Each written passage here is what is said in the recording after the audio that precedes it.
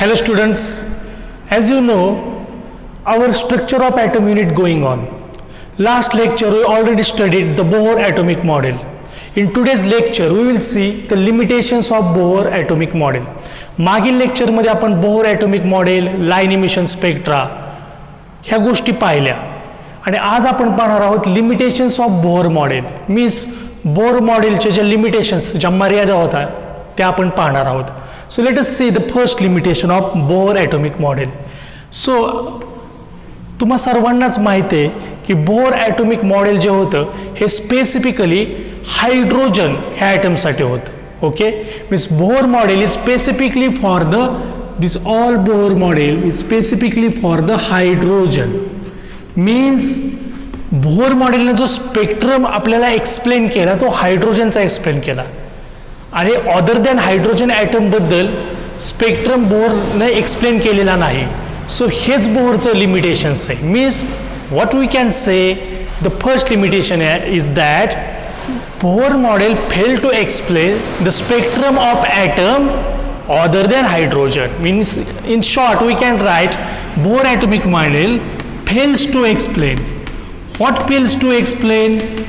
Spectrum. Okay, fails to explain spectrum of atoms, but atoms, कुठले atoms other than hydrogen, spectrum of atoms other than hydrogen. So in short this is the first limitation. Means as you know Bohr explained all about the hydrogen but he did not comment other than the hydrogen elements. So this is the limitation of Bohr's. Okay, म्हणजे बोहरनं फक्त आपल्याला हायड्रोजनच्या spectrum बद्दल माहिती दिली, बाकीच्या item बद्दल दिली नाही. हेच बोहरचं पहिलं लिमिटेशन आहे. It fails to explain the spectrum of atoms other than hydrogen. Okay, then the next पुढचं लिमिटेशन आपण काय पाहू बघा बोहर बद्दल की it could not explain the spectral lines in presence of magnetic field. Magnetic फील्डमध्ये spectral lines का दिसतात हे तिने एक्सप्लेन नाही केलं आणि हे त्याचं दुसरं लिमिटेशन आहे. So what is the Bohr second limitation? He could not explain spectral line. He could not explain the presence of spectral line in magnetic field. So this is the second limitations of Bohr atomic model. He could not explain the spectral line in presence of magnetic field. Now we will see the third limitation. You know that the molecule is formed by the combination of atom. or atom has ability to form the molecule. ॲटमची क्षमता आहे molecule तयार करण्याची. म्हणजे means for example suppose H2 molecule और Cl2 molecule. This H2 molecule or Cl2 molecule, H2 molecule formed by the combination of two H atoms. Okay, means two H atom come together and they form the H2 molecule. तर ही जी ॲटमची क्षमता आहे molecule तयार करण्याची, ही क्षमता, ही ability बोहरने explain केली नाही. This is the third limitation. Means Bohr not explain the ability of atom to form the molecule. So this is all about the limitations of Bohr model. Understand? First limitation, Bohr atomic model fails to explain the spectrum of atoms other than hydrogen. Okay, he gives only the spectrum of hydrogen, not gives the spectrum of other elements or atoms. He could not explain the spectral lines in magnetic field. And third, it fails to explain the ability of atom to form the molecule. So this is all about the limitation. Now we will see the next point.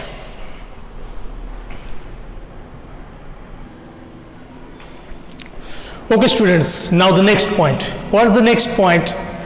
De Broglie's dual behavior of matter, or in short you can call it De Broglie's hypothesis. तर आता आपण काय करणार आहे पहा, De Broglie's dual behavior of matter. तर de Broglie या सायंटिस्टने जे ड्युएल बिहेवियर बद्दल कमेंट केले, पदार्थांच्या ड्युएल बिहेवियर बद्दल, ओके, ते आपण पाहणार आहोत. ड्युएल म्हणजे दुहेरी नेचर, दुहेरी स्वभाव. So let us see the de Broglie's dual behaviour. And this is the one important line regarding to de Broglie's dual behaviour. ही जी एक लाईन आहे ती खूप महत्वाची एक्सप्लेन करण्यासाठी de Broglie's dual behaviour. What is this line? पहा काय आहे. Matter should exhibit a dual behaviour. तर पदार्थ हा ड्युएल बिहेवियर दर्शवतो. आता आपल्याला बघायचं की नेमकं पदार्थ दुहेरी किंवा ड्युएल बिहेवियर दाखवतो म्हणजे काय. तर हे ड्युएल बिहेवियर असतं दोन प्रकारचं. दिस ड्युएल बिहेवियर, हे जे ड्युएल बिहेवियर आहे पहा, it is of two types.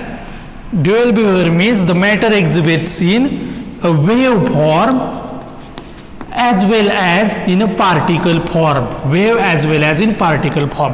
हे झाले dual behaviour. Understand? Means matter can behave as a wave as well as particle. आणि हे डी ब्रॉग्लीने पुट फॉरवर्ड केलं. So it is called as a de Broglie hypothesis. तर आपण exact पाहू की wave nature म्हणजे कसं असतं किंवा पार्टिकल नेचर म्हणजे काय. तर आपण इलेक्ट्रॉन कन्सिडर करू. डी ब्रॉग्लीचं तुम्हाला मेन स्टेटमेंट कळलं, मेन लाईन. पदार्थ हा ड्युएल बिहेवियर दाखवतो. Means what? It also shows the wave behaviour as well as the particle. So now we will go some deeper now. Now look here. Consider करा electron. You know the electron, तुम्हाला electron माहीतच आहे पहा. ॲटमच्या सेंटरला nucleus असतो. Okay. आणि around this nucleus there is the orbit R presents. आणि ह्या ऑर्बिटमध्येच इलेक्ट्रॉन असे रिव्हॉल्व्ह होत असतात एक्स्ट्रा न्यूक्लिअर पार्टमध्ये. सपोज हा सेंट्रल न्यूक्लियस आहे, कडेला ऑर्बिट आहे आणि ह्याच्यामध्ये हा इलेक्ट्रॉन प्रेझेंट आहे. आता हे इलेक्ट्रॉनचं ड्युएल बिहेवियर आपण एक्सप्लेन करू कशा प्रकारे. हा इलेक्ट्रॉन एक पार्टिकल आहे असं कन्सिडर करा. न्यूक्लियॉन्समध्ये जे पार्टिकल्स असतात विविध, त्यामधला हा इलेक्ट्रॉन एक पार्टिकल आहे. म्हणजे एक गोष्ट तर कळली जी तुम्हाला पार्टिकलबद्दल. पण हा इलेक्ट्रॉन वेव्ह नेचर कसं दाखवत असेल, तर हा जो इलेक्ट्रॉन आहे त्याला सर्टन मास सुद्धा असतं. म्हणजे फॉर एक्झाम्पल हा इलेक्ट्रॉन जो आहे ह्याचं मास यम 9.1 इंटू 10⁻³ kg. हे ह्या इलेक्ट्रॉनचं मास आहे. This electron having the mass 9.1 into 10⁻³ kg. त्याचबरोबर हा इलेक्ट्रॉन रिव्हॉल्व्ह होत असतो. ह्याला काहीतरी विलॉसिटी सुद्धा आहे, स्पीड सुद्धा आहे. मग ती जी विलॉसिटी आहे v, it is nothing but 2.18 मीटर/सेकंद. मग ह्या इलेक्ट्रॉनला मास सुद्धा आहे, विलॉसिटी सुद्धा आहे. मीन्स ह्याचा अर्थ की तो वेव्ह नेचरमध्ये असला पाहिजे. As it having the mass and it having the velocity or certain speed means it should have the wave nature. कारण जे इलेक्ट्रोमॅग्नेटिक वेव्ह असतात पहा, बरोबर, त्याला सुद्धा विलॉसिटी असते. Okay. And it is also the particle same way. This is the particle having the mass and velocity, so it's showing the wave nature. Means this electron having the dual behavior. It behave as a particle as well as it behave as a wave. Understand? आणि wave nature जर आहे तर तो निश्चितपणे त्याची काहीतरी wavelength असेल. Okay. समजलं काय आहे डी ब्रॉग्लीचं ड्युएल बिहेवियर काय? ड्युएल बिहेवियर म्हटलं की एकच कन्सेप्ट डोक्यात ठेवायचा की ड्युएल बिहेवियर म्हटलं की the matter behave as a wave as well as the particle. मग वेव्ह जर तो मॅटर वेव्ह म्हणून बिहेव करणार असेल then you can calculate the wavelength. So how this is? So for calculating the wavelength the formula is like this. You know the symbol of wavelength we can write the lambda. It is for the wavelength.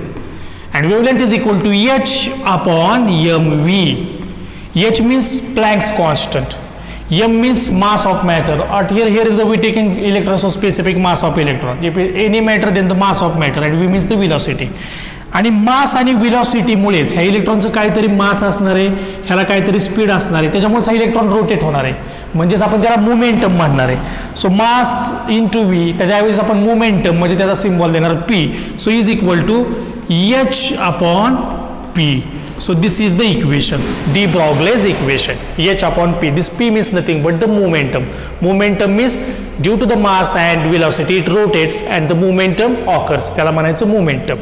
तर हे झालं de Broglie's dual behavior. Understand? So don't forget this line. Matter should exhibit dual behavior, which wave and the particle. For this we taking the example. Electron having the mass, velocity, it rotates, means there is the momentum. Okay, and we can calculate the wavelength. That is, wavelength is equal to h upon p, means Planck's constant divided by momentum.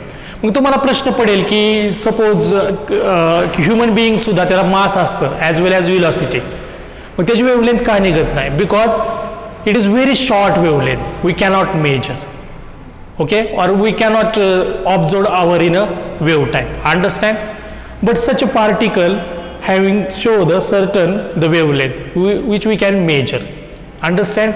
So this is all about the de Broglie's dual behavior. So write some important points, then we will see the next point.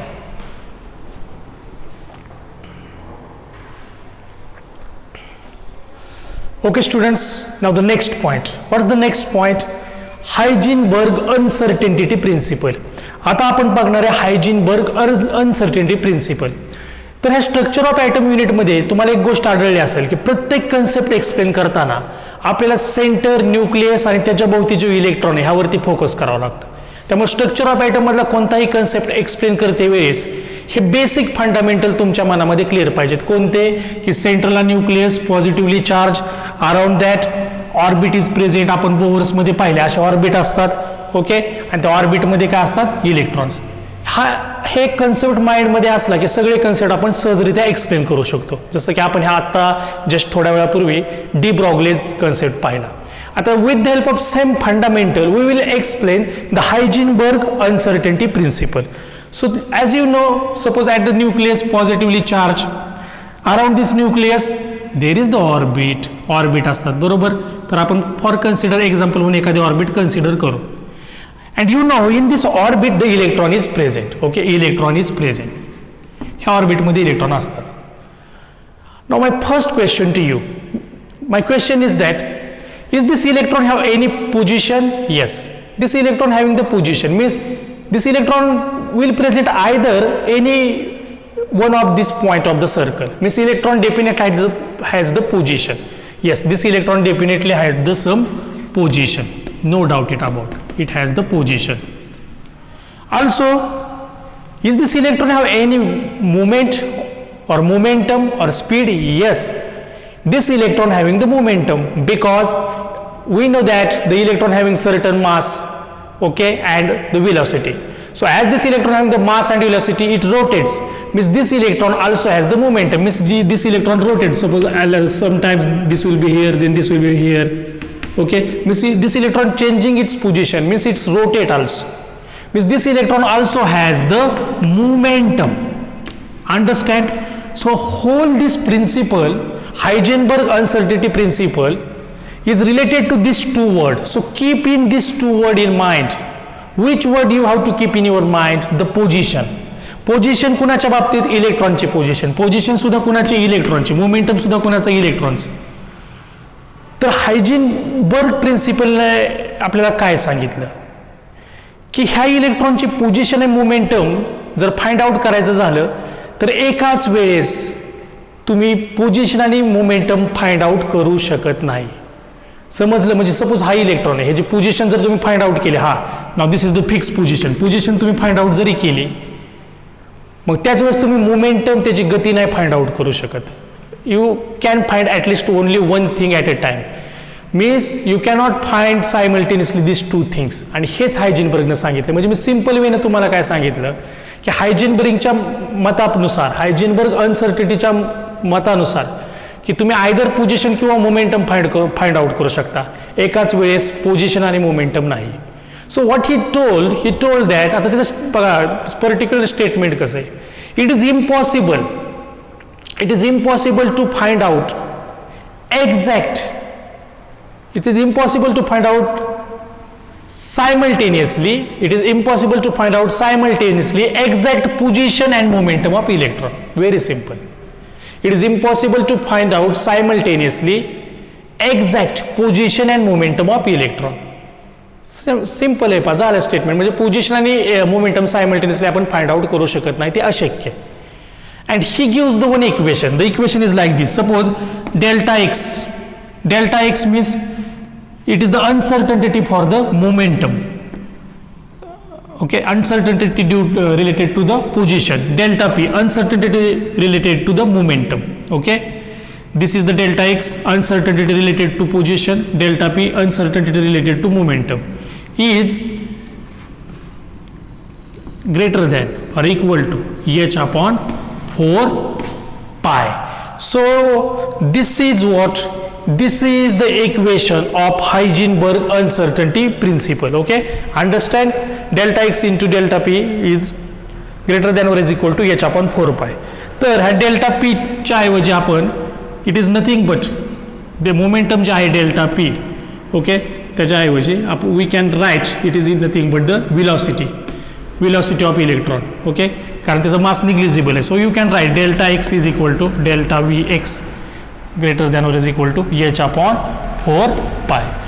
So students, this is all about the Heisenberg's uncertainty principle. समजलं की एकाच वेळेस तुम्ही position आणि momentum इलेक्ट्रॉनची काढू शकत नाही. This is the equation. Delta X means uncertainty related to the position of electron. Delta P uncertainty related to the momentum of electron.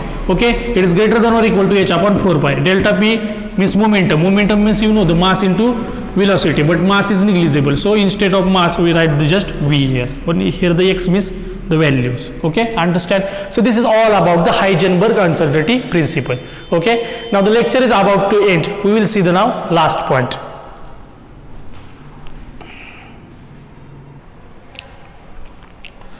Okay, now the last Schrödinger equation. तर dual नेचरचा अजून basic study पुढे नेला तो Schrödinger इक्वेशनने. So this is the Schrödinger equation. Okay, H psi, this is the psi is equal to E psi. This psi means nothing but the wave function. This H means mathematical operator, it is called as Hamiltonian, आणि ही म्हणजेच total energy. So तर हे basic equation आहे स्क्रॉडिंजरचं. Okay, so keep in mind. Okay, so students, today we already finished de Broglie's limitations of Bohr atomic theory, Heisenberg uncertainty principle, and this is the Schrödinger equation. Now in next lecture we will see the next new point.